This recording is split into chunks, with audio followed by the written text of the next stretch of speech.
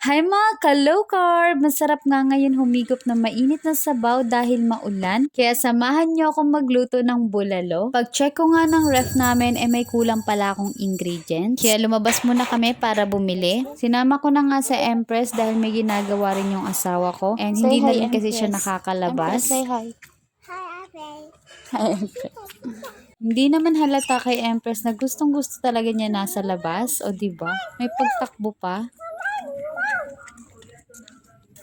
Mabuti na lang at may mini talipapa dito malapit sa amin. At least kahit papano may mga kulang man akong ingredients dito ko nabibilhin. Habang namimili nga ako ng gulay dyan, naririnig ko sa Empress nagsasalita. Akala ko kung ano yung sinasabi niya. Nakita niya pala tong print ng isang gulay pero hindi ko alam kung ano yan. Akala niya broccoli. What's that? Morning. Broccoli. Ito na yung nabili ko and umuwi na rin kami after nyan. Tapos, pag-uwi ko ng bahay, ito pala yung mga nag-aantay sa akin. Kaya naman, maglinis muna tayo bago magluto, di ba?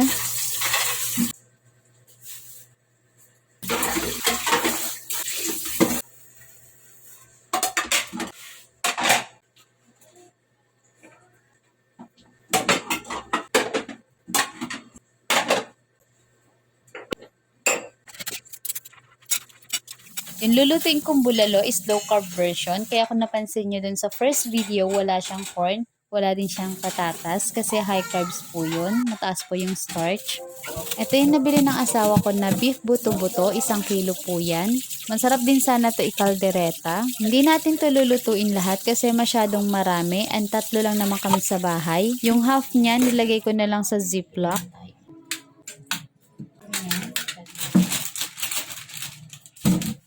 Ito na yung Pechay Baguio. Babad muna natin yan sa water with baking soda. Gamit ako dito ng pressure cooker para mas mapabilis natin mapalambot yung beef. Nag-add lang ako dyan ng 1 liter ng water. After nyan, naglagay na rin ako dyan ng sibuyas. Much better sana kung yung white onion ilagay nyo. Nakalimutan ko na wala na pala kaming white onion. Nag-add na rin ako dyan ng whole peppercorn. Nag-add na rin ako ng maraming salt. Depende na sa inyo kung anong salt ang available sa inyo. Set na natin yung timer. Pinalambot ko lang yan ng 1 and 30 minutes.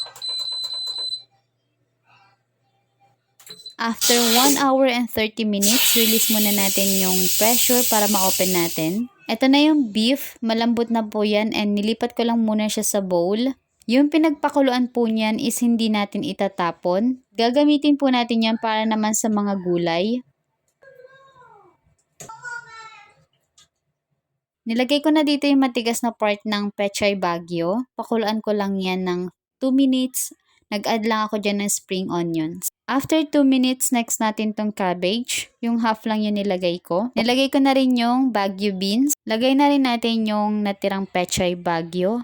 Pakuluan lang natin yan ng 2 minutes and pwede nyo na yun iserve. Nag-add na rin pala ako dyan ng patis, pampalasa. By the way, complete meal na rin po ito kasi yung beef is protein and fats na yan. And may natural source of collagen yan dahil sa buto-buto. And yung carbs mo dito is yung gulay. Hindi mo kailangan dito mag-add ng rice. Although masarap talaga siya sa rice, pero kung pipiliin mo maging healthy, huwag ka na lang mag-rice. Pinartneran ko lang din yan ng patis with calamansi and chili flakes. So, ayun lang. Thank you for watching and stay healthy, stay low carb. Bye!